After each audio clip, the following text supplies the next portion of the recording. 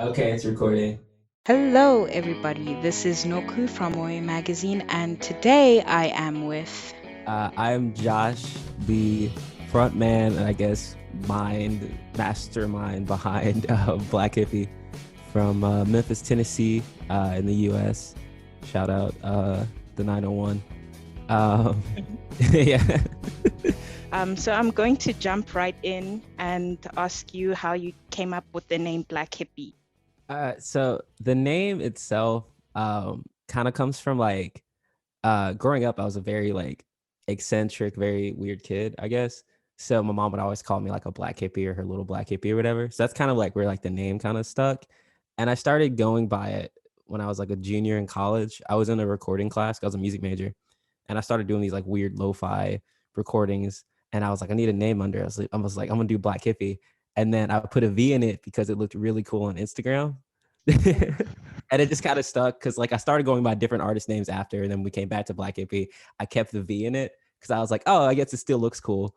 Uh, which I like hate that that's the story behind the V, because I feel like people want it to be way cooler, and I want it to be way cooler, and I hate the fact that the V is just like, oh, it looked cool on Instagram when I was like 20. I actually love that. The whole thing that there is no greater meaning to it. Yeah. So you were raised in Memphis. Has growing up in that city contributed to the narrative of your songs? Oh, definitely. I feel like my upbringing has like in Memphis, like because I feel like Memphis is like known for like music with like, Elvis Presley and like a lot of the Stax artists and stuff like that. So I feel like, but I feel like we always get like overlooked. So I feel like I've just inherited this like massive like chip on my shoulder where I feel like always have something to prove. And I take that directly into music. With everything I do in music, I feel like I have to prove that I'm like, I belong somewhere because I'm not coming from like a major city in a lot of people's minds. But there's so much like rich talent in like music in Memphis, especially among like black artists in Memphis. And there's so much like talent down here. So I feel like it's like every opportunity I have with music, I have to like punch up and prove to everybody that like I belong where I am, because like Memphis is so overlooked. So I feel like that has like directly ties into like the music I make and how I make it, and like the way I go about it, especially even with like live shows and stuff like that. And I'm always just like trying to represent like where I'm from and kind of like prove to everybody that there's so much good stuff coming out of Memphis. Yeah, I love that. Do you feel like there's this added pressure in being a Black musician? Like you said, that, you have to show people that this Memphis great talent comes from there and great talent comes from you. But do you think it would be just easier if you didn't have to constantly prove yourself?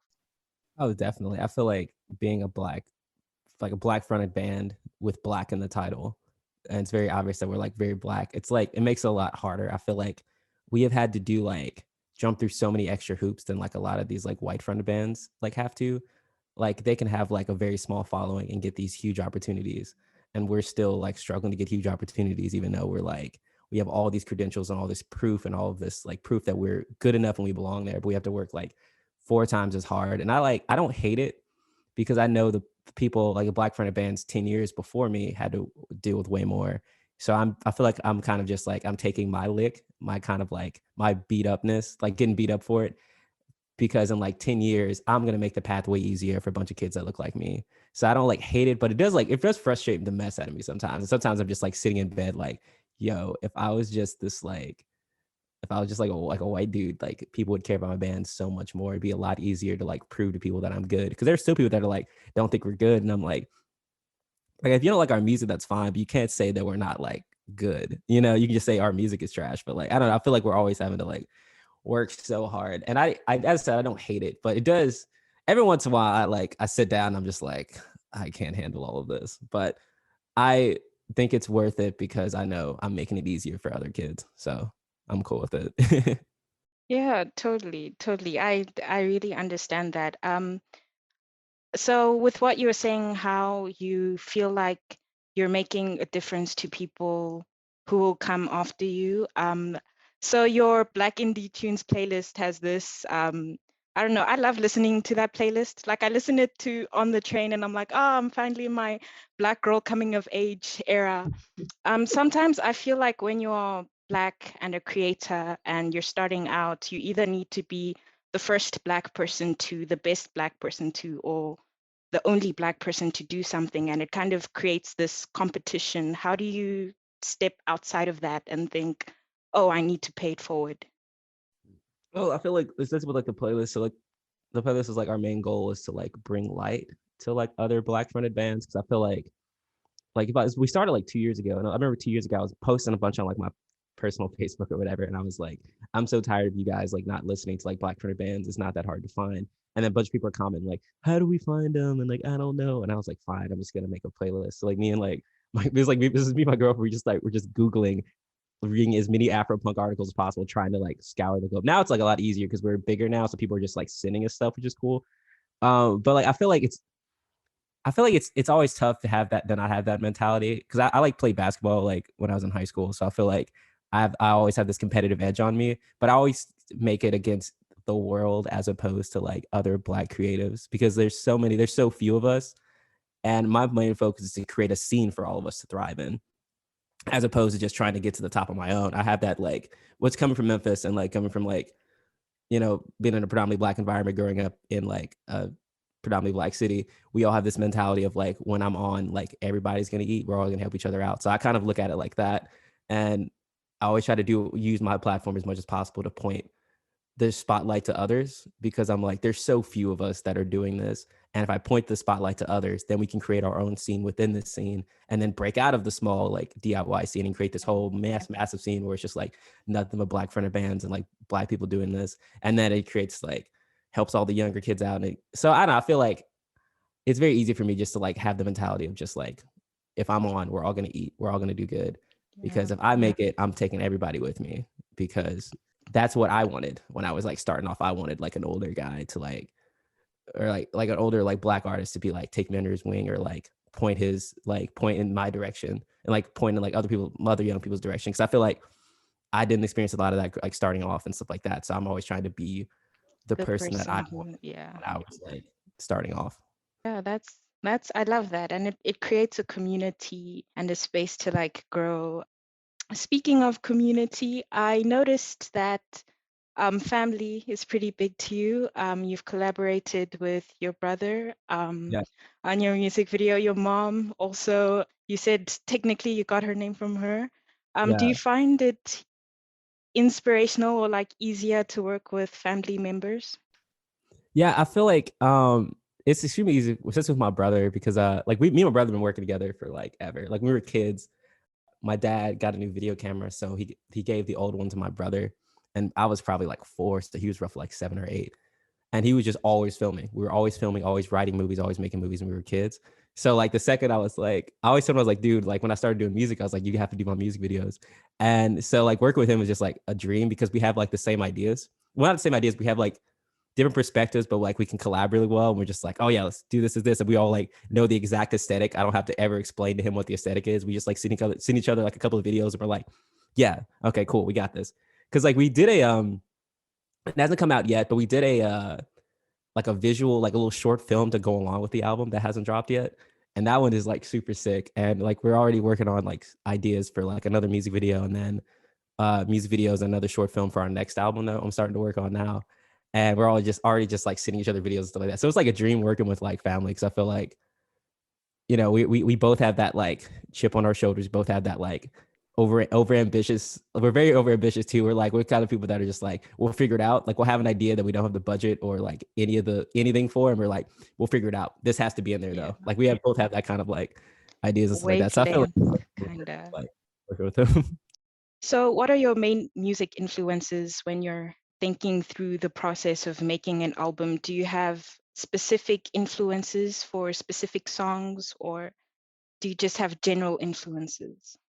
Well, I feel like I kind of have both. So like more musical influences for just my general influences, like have like Kid Cudi, like unfortunately Kanye, The Strokes, and like guitar writing wise, I take a lot from like Johnny Marr from he played in band The Smiths. He's also on Modest Mouse for a little bit or whatever. But I feel like when it comes to like making songs and records, I I have like a lot of those musical influences in my head and like how I apply things, but I'm mostly thinking of like more in like a maybe more of a theatrical sense, stuff like that. Cause I didn't grow up in like a family of musicians. I grew up in a family of like filmmaker, graphic designers. So like I always like I pull from like what I can. So usually I'm like I'm either pulling from like nostalgia or like well, I guess, case in point for this current record, my biggest influences are like the movie Hoop Dreams, a bunch of like 90s anime music, and then like, because I feel like, just a side tangent, I feel like a lot of cultures take a lot from Black music, so I feel like 90s and 80s anime music was typically very influenced by like 80s and 90s R&B music.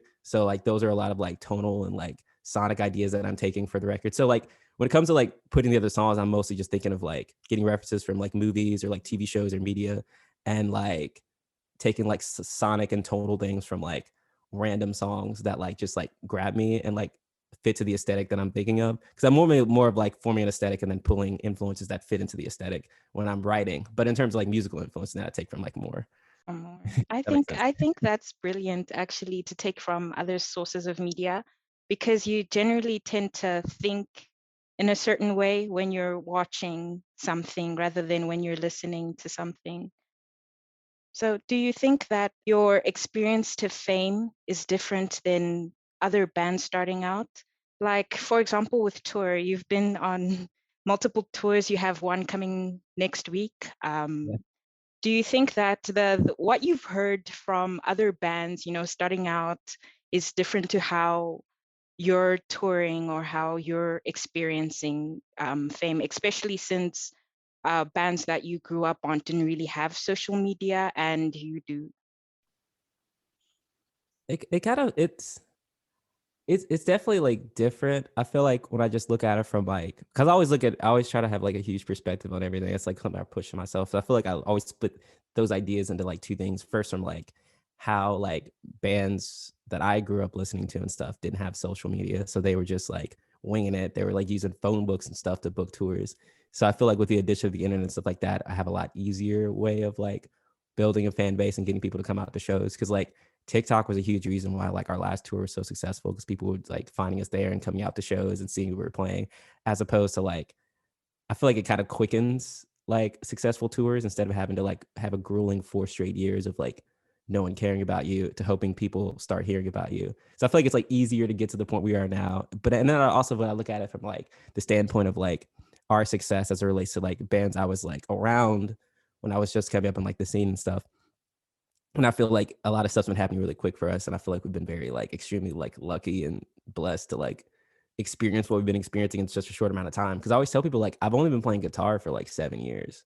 Like I picked up a guitar at 20, and I'm playing South by Southwest like next week, which is like the craziest like thing to think about. But when I'm in the moment, I'm so tunnel vision, I don't realize that like everything's happening really quick for us. So I Yeah. feel like with fame, I feel like it's easier with like the addition of the internet and stuff like that to make things to push us to get us out there enough. And then I feel like we just been like lucky that people like care about what we're doing, and that my music is able to like reach a broad group of people and touch them in all different ways. So I feel like with fame, I feel like we just lucked up, and it's been a lot easier because of like TikTok. technological advancement, that we don't have to struggle as long as like a lot of the bands I grew up listening to had to. Yeah. That's great. That's amazing that like an element of it is good, because I hear all the stories about how like grueling every second of trying to make it is. Yeah. However, I want to pay attention to when you're like, oh, I've only been playing guitar for 7 years. That is a long time, even though you started quote unquote late. Do Yeah. you feel like you sometimes have what's it called? There's a word for this. Imposter syndrome, especially since you're growing so quickly. I I've been able to avoid it. I think my biggest like fight has been like dealing with like the idea of ego, because I feel like ego can be such like a it can be a good thing in terms of art and giving yourself the confidence to do like things that seem really hard, but also it can also completely destroy you. So I feel like that has been like the only thing I've had to like deal with our like sudden and quicker rise to like relevance, is having to like, especially with like as after this last tour, having to like battle with that and grip it. That's the only I've been able to like I've been actually like seriously struggling with, is being like, all right, how do I keep enough ego to have the confidence to keep doing this like really hard stuff off like, because like we're like all this like we're always having to like work like twice as hard, because we always have like something happens that makes it hard. Like our first Brooklyn show, I had an allergic reaction like 2 hours before, and we still had to play. Or like I had food poisoning on Audio Tree, like things like that, like really difficult things that like I had need that like that little extra kick of like confidence and ego to like get me through that and not be like too scared to do it. But at the same time, if you go too much in that direction, then you become like the worst person ever, and then you just become a terrible person, and then your art starts suffering, and then you become like a waste. So I'm like, I don't. That's the only thing I've been like actually like seriously struggling with, is trying to balance that. I've been lucky not to have to deal with imposter syndrome though. That I'm very glad that I've not had to, because that would be awful. Yeah, that is true. Do you think the people around you are the reason why you can keep a sort of balance between like ego and imposter syndrome? Because I don't know, personally, family keeps you grounded and stuff. So do you think that the people around you and your band, rather than being a solo act because you have people to lean on, do you think that they help you balance that? I, for sure. I feel like my family keeps me pretty grounded, at least my parents, because they're always telling me if I suck, and they're never gonna be like overly impressed with anything I do. Not in like a negative, tear down way. They're just like, oh, they also just like don't like know a lot of stuff in terms of like indie music and like things like that. When I told them like what we got Audio Tree, they're like, what's Audio Tree? Which keeps you humble, because you're like, you start thinking in like a broader scheme and realize how meaningless a lot of your accomplishments are to a large group of people, which isn't like a terrible thing. It's like really cool, but you realize how niche a lot of things you do are. So I feel like because of being like surrounding myself with like, I always like, even in college, I always wanted to make sure I hung out with people that weren't musicians. I was a music major, but I always wanted to be around people that weren't. That way you never like, I don't know, you realize, if you hang out with, if you do a niche thing and hang out with a niche group of people that know that niche, then you don't realize that it's very easy to get carried away and get egotistical and stuff like that, because you're only focusing on through one small thing you're doing. But like being around people that like don't really know what you're doing a lot of the times keeps you like humble, and you realize, oh, okay, it's cool, but like it's not like It's not that deep. Yeah. enough to like lose myself in it. So I feel like they've definitely helped with that. And then like I have like my, because I live with my drummer, and me and him are like the primary writers. Like mostly we like kind of bounce stuff off each other. So I feel like with him, it's like he's also a chill dude. So like I feel like we together can ride the wave of like ego and art really well, because we're like, yeah, we're pretty awesome, but like also we're like, this sounds really cool. We can like geek out about stuff. And then like my two managers keep me like super grounded too, because they're also like huge on perspective. So I feel like I have a good group around me. So as long as like none of them all like decide to hate me and leave, then I should be fine. So with you said that it sometimes you can get niche. Do you still do stuff outside of music? Like you mentioned, you do basketball. Yeah. So I I'm a very intense person, so I'm terrible at hobbies because I take hobbies too seriously. So like I really all I do is like I work because I still have a job, because we're not like that good, that amazing yet. We're not doing that well. But I like to cook. That's like my only hobby. I like to cook, and I collect vinyls and like listen to vinyls while I cook, which is like my little favorite like fun little thing I like to do. I sometimes still play basketball with my dad. I don't really like to really anymore. Not because I don't like playing with my dad. I love playing with my dad. I haven't played basketball like on a decently high level in years. So I'm just out there like out of shape. And I used to like chain smoke cigarettes for years. I quit now, but like, so I'm just like run up the court like, so I don't really do that much anymore. But really, I just like cook. I do music. When we get more successful and I'm able to like quit my job, I want to branch out into other art mediums. Like I wrote a pilot for a TV show that I want to do, and then I'm also like kind of working on this animated TV show that I also want to do, and then there's like so much stuff I want to do. I feel like music is like a portion of what I want to do, but after it's my main focus currently. But I feel like the more successful we'll get, the more I'll be able to like have funds and resources to branch out into all the other art projects I want to do. So right now, I really just do music, and I cook and I work, and I sometimes play video games. Uh, yeah. Oh, That's and I have a daughter, so oh she's yes. a whole another portion of things I have to do, which is fun. That's really cool, especially hearing that you have stuff coming forward, because you have a really cool mind, and I would love to see how that would look on a motion sequence level. So you're going on tour next week. How do you get into the headspace of performing, especially since when you said you had an allergic reaction and everything? How do you like slide into the headspace of, okay, we're doing this? Man, that's a great question. That is something I spent the entire tour trying to figure out. Because we went on a tour in 2019, so we hadn't really toured in like 2 years. So going from like not touring for 2 years to straight to a 6 week tour, it was difficult to try to find a way to get into the headspace. And I've kind of just gotten to the point where the way I get locked in is just like get hype with my bandmates, kind of like be like, y'all ready? Y'all ready? Like get them hype. Cause it's like, I feel like if I can approach, start off in fun, cause it's very like, the more emotional songs, and I always try to like go all out to like perform them in the way that they were intended to. And so every single show, whoever's watching feels the emotion, feels me going all out. So I feel like starting off with just being like really excited with my like friends that I'm playing with kind of helps me gets me excited enough to get into the set. So I'm able to like really let myself go and like feel all the emotions and like perform as raw and like as possible. So I feel like just kind of getting hyped with my friends has kind of been like the go-to, because I had a bunch of other like try to like ideas that's the only one that really sticks and works. That sounds great. Do you feel like the audience feeds off of this energy? Because I've watched some of your live videos and you look really charismatic and enthusiastic. Do you think that the audience feels your energy and I think reciprocates? so. At least I hope so. I think they do. I feel like everybody's always vibing and like dancing and like headbanging and stuff. So I feel like it becomes contagious.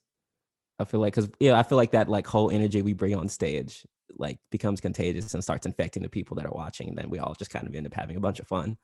Yeah. I hope to see you live one day. It's one of my dreams, but Definitely the planning on. whole world tour thing where people just skip over Africa and yeah. Oh, we definitely want to come back. Like we have a bunch of ideas of tours we want to do next year and year after, like going overseas and stuff. Now things are like opening up a bit, so we definitely have plans for sure. That's good. I love to hear that. When you're working with your band, do you ever feel like there's artistic conflict?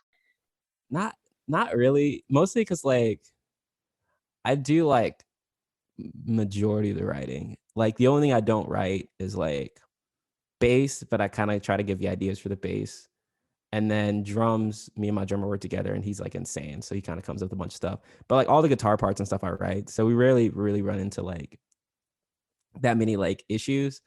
And I'm a very like chill person. Like my approach to music is the best idea wins, and try to keep like the entire ego out of it. And I try to like always be around and have bandmates that like also believe in like serving the song as opposed to serving yourselves. So because of like all of our mentality with that, we don't really have that much like conflict. And like me and my drummer are just like really good friends too. So that helps. And we both kind of just have that mentality. We're very like, we approach music as humbly as we can, because it's like, I always looked at like art ever since I was like started with music. I always looked at art like a lot of people think when you're a musician or an artist that you're the painter, but I always feel like you're the paintbrush, and like the song or the painting or whatever is the artist, and all you are is an instrument to like whatever the art you're making is. So I feel like coming to it with that approach and making sure I find bandmates that like feel the same way kind of keeps us from having much conflict, which is nice. Yeah. That is really good, especially with like all the news you hear about like bands breaking up. It's good to hear that there's a good workspace. But I'm not sure if I can call being in a band or workspace. Do you ever feel like Black Hippie is a job, especially since you studied music and then you went into music? Do you ever feel like, oh, gotta go to work? Not really. I feel like tour feels like a job just because like tour is just grueling. Like tour kind of feels like a job, but it feels more like just what I do as opposed to a job. It's kind of like I look at music like a trade, like back in like the medieval days or whatever, when like he was like, oh, he's like a shoesmith or whatever, or like a blacksmith or whatever. I kind of look at music like that. I was like, that's just that's what I do. So like it never feels like a job. The closest it does feel like a job is like tour, but other than that, like it doesn't really feel like a job. I don't think it ever will. There are aspects that suck and like feel grueling and awful, but like it never feels like a job, which is cool. Yeah, yeah. That is very cool. I think that's the dream with most people, to get Yeah. into something that they love that doesn't feel like a job. So you were making lo-fi music projects in college. Do they ever show up in Black Hippie now? Definitely. I feel like a lot of like the only thing that has changed is I think I've just matured in terms of like my view of everything, and I've just gotten better at instruments. But other than that, I feel like the vibe and everything is still the same. Like the sonic idea, like the ideas, like what I like sonically is still there. I think nothing's really changed other than like I've matured and like found a better way to like and know how to express myself better and express my ideas better. But it's the same kind of stuff, which I feel like I'll never change that. I'll always just exist in that weird realm, and which is cool. But I feel like I'll just continue to hopefully just mature, keep perspective, and improve as a person and improve as like an artist, so that I'm able to keep reinventing the same kind of ideas that I have, that so that they never get like boring, right? Don't learn to hate them. Yeah, I get that. Like you're keeping you at your core and then you're just evolving. Have you ever played with other bands? Other than Black Hippie, like guitar or anything. I remember you played with the Ellie badge. How did you find that out? That is crazy. I don't think Yeah, I'm trying I to figure do. out when When I I said I was a fan, I meant I am a fan. like, I just I want, I'm have gonna a talk about word that that's half a second before I answer this question. Yeah, so like my friend is the lead front man of that. I played for them one time for a My Chemical Romance tribute show, yep, I and know. and that was the funniest thing about that because I do not remember committing to it. I was like, I got like, I forgot it was like, God, it was like 3 years ago. So like, I was at a show and I got like really like blackout, and like I remember like he had messaged me or whatever, and I just said, yeah, totally, dude. And I woke up the next morning to a message from him and saying, hey man, you're a lifesaver, thank you so much. And I was like, what did I agree to? And that's how that happened. But no, I played when I because like when I graduated, I didn't go to college in Memphis. I went to college like an hour and a half from Memphis. So when I came back to Memphis from college, I played for my old drummer who's like went to did high school drumline with our current drummer. He had a band called John Keegan and the Cut Ties. I played guitar for that band, and then that was the only band I actually played guitar for like a long period of time. I played for them for like a couple of months, but that band helped me get comfortable playing guitar on stage. And then I played for Ellie Badge for that one show. I played for my friend John Christie. He's had so many projects. When he was going by John the Usurper, I played guitar for him. And then now I play guitar, and my drummer plays drums for one of our friends every once in a while, who's called On the Mouse. But I usually only like, oh wait, I played piano because I've been playing piano since I was like 12. But I played piano also for John Keegan and the Cut Ties. And then I played in a Madonna cover band for one show. I played guitar and keyboard, which was a lot to play at the same time. Around the Was same that time. for But the open mic? uh yeah, no, open mics. Oh man, yeah. So that's where I got my like start. So I was like, yeah, like I got to Memphis and then I started going to these open mics, and that like really, that I think like the first doing those open mics like got me like so like inspired because I hadn't really been exposed to like the Memphis music scene prior to coming back from college. So like playing those open mics, like seeing how good everybody was, made me like work twice as hard. I was like writing new music, new songs for every open, because like every Monday night. So like that week I would write, you could do like 3 songs. So I would write 3 new songs and then take them to the next open mic night, write another 3 songs, take them to the next open mic night. One open mic night I only wrote chord progressions and I wanted to get better like freestyling lyrics. So I just like freestyled a whole open mic. Yeah, that thing is, God, yeah, I forgot about those. Yeah. I feel like a lot of people start with open mics. Like it's that quote, I think Picasso said it, even though Picasso, where he was like, you think you think that this drawing took me 5 minutes, but I have been practicing my craft for a long time, which is what I think the open mics are. Do you think that the other projects you work on carried over to Black Hippie without like subconsciously or consciously? Oh, for sure. I feel like a lot of guitar, I perfected a lot of like guitar tone ideas and stuff in those bands, which I feel like helped. And I feel like and like I probably took the most probably from that one time I played with the Ellie Badge for that My Kim show, because I was playing a bunch of like, because I never listened to My Chemical Romance like at all. I didn't know their guitar parts were actually like hard, which was funny because I was like trying to learn them really quick, and I was like, crap, I was like, this stuff is actually hard. So I took a lot of like some of the like, ideas, and there's actually the end of art school. There's a guitar part where I'm playing octaves, and that is like a direct idea that I like got from like I didn't know how to play octaves, but I had to learn for that My Kim show. And when I was playing it for that My Kim show, I was like, yo, playing octaves sounds dope. I kind of want to use that again. And at the end of art school, when I'm like, I'm not your problem. Like one of the guitar parts I play is like the da na na na na na na was taken from that from like learning how to play octaves from that Mike Kim like show or whatever. But I definitely take a lot from those. I feel like so many ideas, so many like little things I picked up from just from rehearsal with them and stuff like that. Like all these little bands, I always take something from it. So I feel like That's they definitely, I take it all, everything I learned from them, I definitely take with me and apply constantly, I'm sure. Yeah, that's amazing. Learning from life. Do you think that you learned more through experiencing like these concerts and performing with other people, or do you think that art school and going to music school was equally as informative? I feel like I definitely learned a lot more from the experience, but also I was not a good student. I like went to school and like did not care. I was only there because I knew my parents wanted me to go to college. I graduated and stuff, but I was like, I did not take anything seriously. I did not put in a lot of effort. So I feel like had I probably been a better student, I could have taken a lot and definitely could have cut off a few years of experience I had to learn like out of college. But I feel like I learned so much from just the experience. Like even down to like I always tell people about like people are like, oh man, you're so good at guitar. And I was like, you know how I got good at playing guitar solos? I would play guitar solos even though I could barely play guitar live at shows in front of people and would just suck.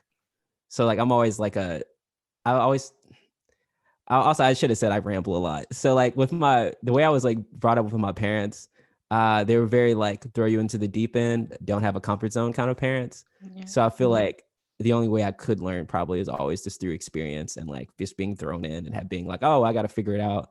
Like I always tell people like tour booking, like we book our own tours. I learned that from just being like, well, we have to go on tour and I got to figure it out. You know, everything's got to figure it out. So I feel like experience has definitely taught me the most. But maybe if I was a better student, I would have learned more from school. But I did learn some stuff from school. But like I definitely learned the bulk of like everything I kind of know from experience. And then some of the stuff I did learn from school helped me pick up things through experience more. But definitely experience. I think you have answered all of my questions. There you go. Yeah. So, well, thank you. Oh, thank you. This was cool. Yeah, this is very cool because I wanted it to keep going on, but now I don't know what else to ask. Do you have anything else to say to add on? I like it when you mumble, when you uh, ramble on. man, uh, hmm. Well, I guess I could finish my Brooklyn story of the allergic reaction. So I had Yes. two allergic reactions on tour, which absolutely sucked. I had one in Kansas City, and then I one in like Brooklyn, New York. And the Brooklyn, New York was like the worst time one ever. So like we were there for like 2 days because we had a day off the day before. Yeah, the day before, and then the day of our show, I went to eat with. I don't know if you ever heard of the black fronted punk band Proper.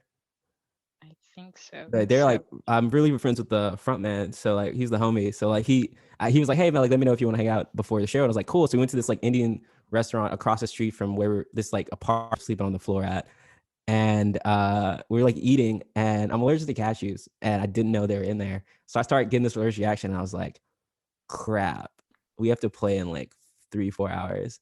So then I remember like I was like itching too. So I remember I was like laying on the floor in a sleeping bag for like 40 minutes, just being like, this sucks. I'm about to play like my first time in New York and I'm like, feel like crap. So then like our intern who was on tour with us hands me like a non-drowsy allergy pill and I swallow that and then I just fall asleep in the back of the van as we drive to the venue.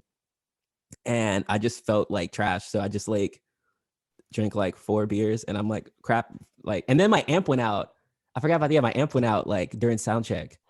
So yeah, my tubes went out of my amp, so I couldn't use my amp. So I had to use the amp that was there, which was garbage. And I was like, bro, I don't have my amp. I'm like have an allergic reaction. I feel like I'm like dying. And I'm like sweating profusely, but I'm also like shivering. I was like, this absolutely sucks. We ended up killing it though. It was like a packed show. It was crazy. There was like a bunch of folks there and stuff. They like that came for us, which was like that was a holding a tour, which is like people were coming for us and we weren't used to that. We were just like, oh, it's crazy, cool. And the show turned out great, but that absolutely sucked. I would not want to repeat that. And I also remember like after the show, we were all like super hyped, so we decided to like party. And the funny thing is like one of our managers, we're staying with her friend from high school. One of our other friends from high school flew out to all hang out. So like they were like they hadn't hung out since like probably like sometime in like when they were in college. So like we're all like, oh man, we should party. So we like partied to like 4 a.m. And I just remember like feeling so cool because I was eating this like fish sandwich on like the roof of this apartment in New York at like 4 a.m. And I was just like, yo, this is like the coolest thing ever. Oh man, that's sucked. That's But it was cool. amazing. And That's we were really dead the next day too. And we had to drive to Philly and play a show. And we were so dead. That was like the end of tour too. That was like the last like week and a half. We were oh yeah, that sucked. I can imagine. I think it's the adrenaline, because don't they sometimes give people with allergic reactions adrenaline just to kind of boost up their nervous system? Oh, So maybe that you was, just, yeah. And sometimes like you have the reaction, but your brain still thinks you're having the reaction just to kind of get rid of it. So they pump you with adrenaline to kind of shock you out of it. oh man, So that is yeah. crazy. So maybe that's also why you dropped, because Yeah. adrenaline, and then yeah.